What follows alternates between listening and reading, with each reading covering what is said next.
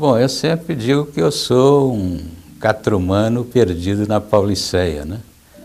Eu nasci numa fazenda que pertencia ao distrito de Santana de Patos, em Patos de Minas. Filho mais velho de um casal de pequenos fazendeiros, e me criei nessa fazenda até os 8 anos de idade, né? A gente tinha lá plantação de milho, de arroz, de feijão, gado, né? Um pouco de gado, leite, queijo, porco, galinha, tudo isso que uma pequena fazenda tem. Bom, inicialmente eu fui alfabetizado pelo meu pai, por uma tia, né? Então, mas chegou uma hora em que eu tinha que procurar uma escola regular. Aí eu tinha uma tia que já morava em Patos de Minas, e eu fui para lá com 8 anos, 9 anos, para fazer o segundo ano do antigo grupo escolar, né? E foi num grupo escolar tradicional lá, que existe até hoje, que é o Grupo Escolar Marcolino de Barros. Daí então, em 54, eu entrei para a Escola Normal Oficial de Patos de Minas, fiz lá o antigo ginásio, e quando terminei o ginásio, eu teria a opção de fazer o curso normal, e se eu quisesse fazer um curso que na época se chamava científico, ou então o clássico, né, que era mais voltado para humanas, eu teria que procurar colégio em outra cidade. Aí então é que o meu pai me manda para Belo Horizonte, né, onde eu, por sorte, fiz um concurso e fui admitido no Colégio Municipal de Belo Horizonte, que era um bom colégio, onde então fiz o meu curso científico desde 58, 59 e 60. Inicialmente eu morei numa república, né? República do pessoal lá de Patos, de pessoal perto de Patrocínio, daquelas cidades vizinhas. Posteriormente passei a morar em pensões e hotéis. Morava sozinho, com 15 anos eu estava sozinho. Eu acho que foi difícil, né? Você, né, perder a ligação emocional com a família, né? E tentar enfrentar uma situação sozinho com 15 anos. Mas eu me dediquei muito aos estudos, tal, cheguei a ser o melhor aluno lá do municipal, e com isso eu fui levando, né?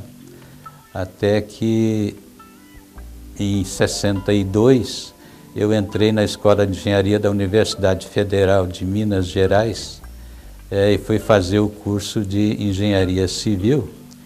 Paralelamente a isso, eu me tornei professor de matemática e física dos colégios de Belo Horizonte, porque naquela época havia uma grande deficiência desse tipo de profissional, e mesmo não tendo nenhuma formação em filosofia, ciências e letras, os colégios aceitavam os estudantes de engenharia para ensinar matemática e física.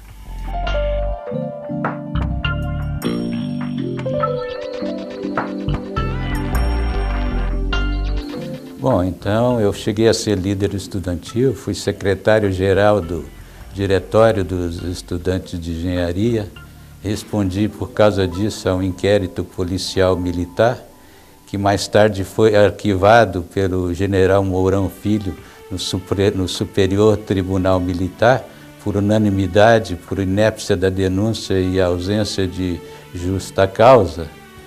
E aí então eu estava já trabalhando numa revista como redator técnico de uma revista de construção civil chamada Informador das Construções, que existe até hoje e que era e continua sendo dirigida pelo escritor Benito Barreto. Eu tive a oportunidade de continuar na revista mesmo depois de formado, mas acabei tendo um desentendimento lá com a direção e acabei sendo demitido, né? Numa época em que eu estava fazendo lá na Pontifícia Universidade Católica de Minas um curso de engenharia econômica, um pós-graduação. Aí montei um escritório de engenharia, que não deu certo, porque eu era um profissional recém-formado, sem nenhum relacionamento no setor, né, e sem nenhuma noção de marketing, essas coisas. E no final do ano eu estava disposto a ir para Brasília, onde estava a maioria da minha turma, e achar um emprego em Brasília. Mas aí eu li um anúncio na antiga e extinta revista Realidade, né, que foi uma das mais importantes revistas desse país, da editora Abril, com a seguinte pergunta: você quer ser jornalista? Eu, como já estava um pouco enfronhado, eu me interessei pelo anúncio, respondi ao questionário e tal, fiz uma série de dinâmicas de grupos e fui escolhido no meio de 3.000 candidatos. Eles escolheram 100 candidatos para fazer aqui, em 68, o primeiro curso Abril de jornalismo. Nesse meio tempo, né, que eu cheguei a trabalhar um pouco lá nos números zeros da revista Veja, eu conheci na editora Abril o Roberto Mulaerte. Roberto Mulaerte, que mais tarde veio a ser ministro do Collor, que dirigiu a TV Cultura, etc., um homem bastante conhecido no setor. Ele me convidou para trabalhar no grupo técnico, né, já que eu era engenheiro e tal, e eles tinham lá uma política de transformar os técnicos em jornalistas, que eles achavam que era mais fácil do que contratar jornalistas que não tinham formação técnica. E aquele grupo tinha jornalistas de muita expressão, né? Tivemos o Raimundo Pereira, tivemos Bernardo Kucinski e outros, né, que realmente brilharam no jornalismo. Então eu fui para Transporte Moderno numa condição assim, nem de repórter, né, na condição de pesquisador. E aí fui fazendo a minha carreira. Em 71 eu já era o redator-chefe. E cheguei a dirigir outras publicações, participei do lançamento da revista O Carreteiro, lá em 70, né? Revista que existe até hoje. Fui redator-chefe de uma revista chamada Super Varejo, que não deu certo e tal. Lançamos a revista Oficina, que também existe até hoje, até que em 1976, quando esse grupo técnico já era uma empresa à parte, já era a Abril Tech Editora, a Abril concluiu que aquelas revistas não coincidiam, não tinham nada a ver com o perfil da própria editora Abril, que era uma editora de grandes tiragens, né? 200 mil, 300 mil exemplares, ao passo que as revistas técnicas, aquele grupo de 7, 8 revistas técnicas, era um grupo que tinha uma tiragem muito limitada, né, de 20, 25, quando o máximo 30 mil exemplares, à exceção da revista Exame, né, que na época já era uma revista com uma tiragem maior. Então ela resolveu descontinuar todas essas revistas, né? E o Roberto Tifta, numa atitude de pai para filho, ele nos ofereceu os títulos, se houvesse interesse das equipes continuarem editando aquelas publicações. Eu então me juntei a dois outros ex-funcionários e criamos então, em 76, a editora TM Limitada, que nós tocamos bastante até 1994, né, quando a gente então vendeu essa revista para o grupo Tecnibus. E o grupo Tecnibus, naquela época, precisava de uma revista para dar suporte à organização da Fenatran, que é uma feira tinha sido criada pela NTC e que eles estavam encarregados de organizar. Então vendemos a revista e imediatamente depois eu voltei para a NTC, né, na condição de assessor técnico, por onde eu já tinha passado em 82, na gestão do Thiers Fattori Costa, que é um homem a quem eu devo muita obrigação, ou que foi um homem, né, porque ele infelizmente faleceu, a quem eu devo muita obrigação, porque ele me levou para a NTC para ser um secretário técnico, né, na época em que o Geraldo Viana era secretário-geral, e na época, inclusive, que a NTC resolveu fazer uma incursão pela política, O Geraldo Viana foi candidato aqui em São Paulo pela extinta Arena, né? O PDS na época, não me lembro bem, e a única pessoa que a gente conseguiu realmente eleger foi o Denizar Arneiro, no Rio de Janeiro.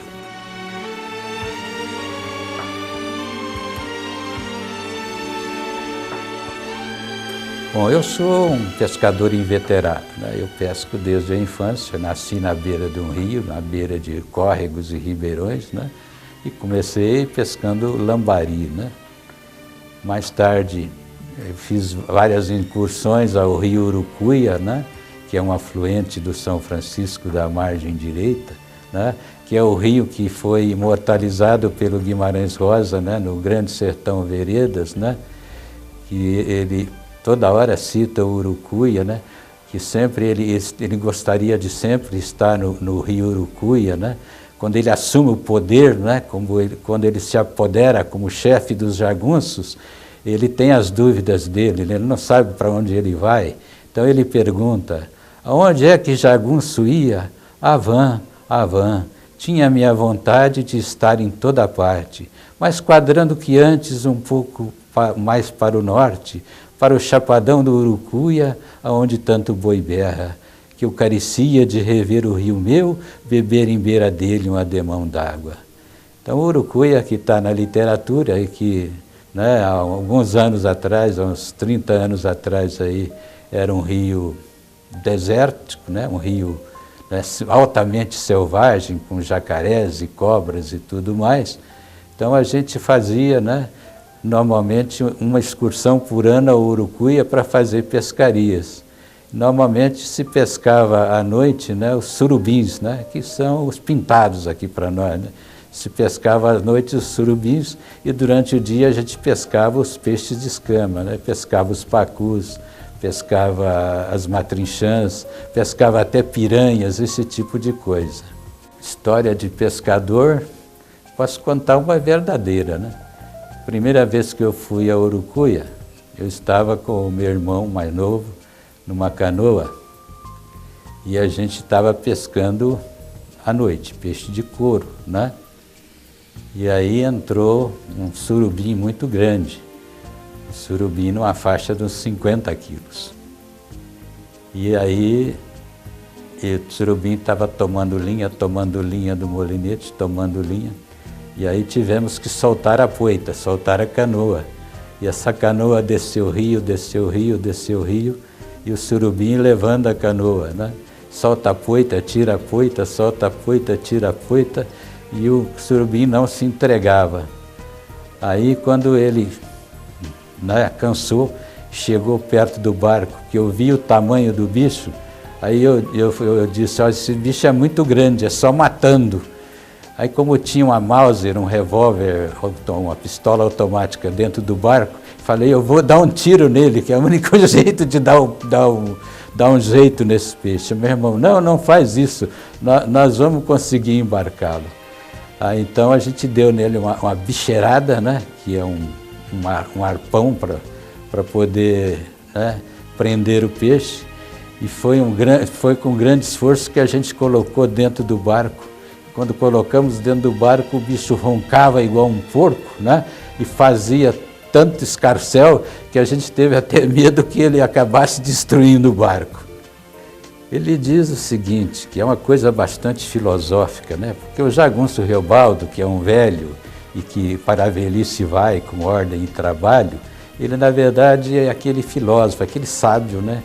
Que acumulou a sabedoria durante toda a vida e se transformou num filósofo. Então ele diz o seguinte: Deus existe mesmo quando não há, mas o diabo, este não precisa haver para existir. A gente sabendo que ele não existe, aí é que ele toma conta de tudo.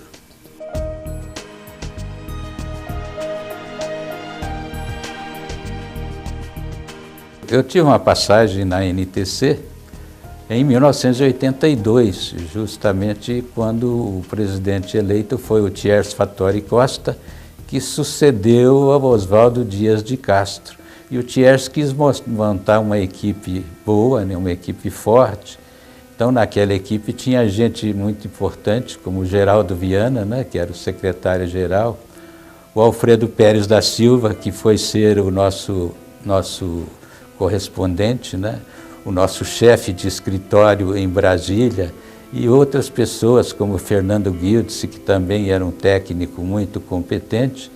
E ali nós participamos de um momento muito importante da NTC, que foi a luta pela regulamentação do setor, né? Então conseguimos uma lei, que foi a Lei 7.092, trabalhando muito junto ao Figueiredo, que era o presidente na época, trabalhando muito junto ao seu ministro dos Transportes, que era o Cloraldino Severo, um gaúcho, né? Gaúcho que fez uma longa carreira dentro do Ministério dos Transportes. Então conseguimos esta regulamentação, que foi fortemente comemorada por todo o setor na época. Houve também nessa época a regulamentação do transporte de cargas perigosas, a primeira que existiu, que foi baixada também pelo Cloraldino, através de um decreto do presidente da República. E tivemos importante também a criação da FENATAC, né? Feira Nacional, a Federação Nacional do Transporte de Carga, que foi o quê? Foi o embrião de todas as federações que existem hoje, né? que deram origem a diria até uma tomada de poder pelo setor dentro da Confederação Nacional de Transportes. Porque antes disso, a CNTT, que era a Confederação Nacional do Transporte Terrestre, era um ninho de pelegos, era um cabide de empregos, né? Tinha lá o senhor Fortunato Pérez e tinham outros que só estavam interessados em se locupletarem e em terem benefícios pessoais. Nesse caso, a estratégia da NTC, em particular do Geraldo Viana, foi o quê? Através da criação dessa federação, criar sindicatos em todo o Brasil, e através desses sindicatos criar novas federações e novas federações que teriam voto dentro da Confederação Nacional. Isto levou, num primeiro momento, à eleição do Camilo Cola, né, que foi apoiado pela NTC, que era um homem que trabalhava tanto na área de ônibus quanto na área de caminhões. E o Camilo Cola, então, fez uma verdadeira revolução dentro da CNT, antigamente CNTT, né, que era só terrestre, e que realmente abriu o caminho, né, para que a CNT crescesse e fosse a potência que é hoje. Posteriormente, o Camilo Cola foi sucedido pelo próprio Thiers, né, que foi presidente, e eu me lembro até de uma passagem muito interessante, porque eu estava lá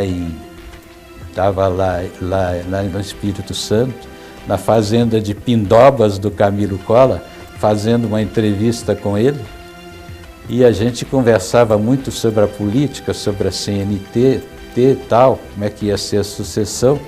Então ele me pediu para trazer um recado para o Thiers. Você é amigo do Thiers, então leva para ele o recado, que o meu sucessor vai ser ele. Então, coube a mim, né, trazer esse recado para o Thiers, ligar para ele e dizer: Thiers, você é o homem, o Camilo acaba de decidir. E a partir daí, né, ele foi eleito e acabou se tornando o presidente da CNT. Quando eu passei pela primeira vez pela NTC, que foi entre 82 e 84, né, a gente fez um trabalho muito grande, que foi um trabalho de criação do sistema tarifário, né? A montagem de um grupo muito grande de tabelas de custos, né? Tinha lá o Horácio Ferreira, tinha eu, tinha o Fernando Guildes e o próprio Thiers, que era um estudioso desse assunto. Então a gente criou um sistema tarifário que não existia. Foi um trabalho muito importante, porque praticamente foi o embrião do que existe hoje. Tudo o que se faz hoje, né, é baseado naquele sistema que foi criado nessa época, e que começou até um pouco antes, né, de eu ir para a NTC, né, quando foi lançada a primeira tabela de custos, tabela de fretes da NTC. E a partir daquela, né, foram se criando outras para especialidades diferentes. Então foi um trabalho muito frutífero, né, porque mesmo depois que eu saí e tal, o trabalho continuou sendo feito, e o DECOP, né, que era o Departamento de Custos Operacionais, que existiu praticamente desde a fundação da NTC, ele continuou existindo e ampliando as suas atividades.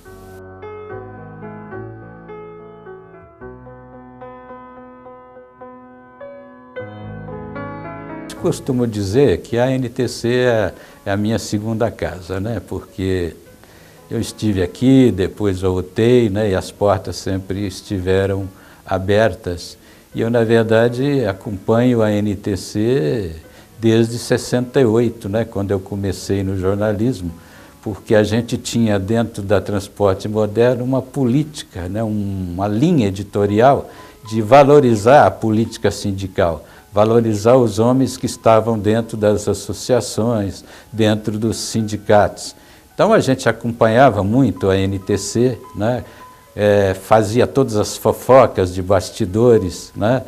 E muitos gostavam, outros não, mas sempre né, era alguma coisa que dava muito o que falar. Então eu acompanho a NTC basicamente desde 68, quer dizer, mais de 40 anos aí acompanhando a NTC. E a gente sabe do todo o trabalho que ela fez, né, ao longo de todos esses tempos, né? Por exemplo, a luta incessante pela regulamentação, que, né, se manifestou em várias oportunidades, né, desde que o Orlando Monteiro, que foi o fundador, assumiu, né, isso continuou com todos os presidentes. Tivemos algum sucesso com o TIERS, conforme eu já falei, com a Lei 7.092, que acabou não sendo aplicada. Por quê? Porque não havia recursos materiais, naquela época não tinha computador, não tinha como fazer realmente todo aquele registro e cadastro que era previsto, né? Até que veio o Fernando Collor de Mello e ele praticamente desregulamentou tudo isso, né? Então foi uma espécie de pá de cal em cima das leis anteriores. Toda essa luta posterior, né, para a criação desse regulamento que existe hoje, desta lei que existe hoje, né, e agora, né, com esta legislação do caminhoneiro, que também é uma coisa que o setor se ressente há décadas e que agora parece que vai ser feita e vamos ter realmente aquilo que todo país civilizado tem, né, que é um regulamento para tempo de direção e jornada de trabalho dos empregados e dos autônomos.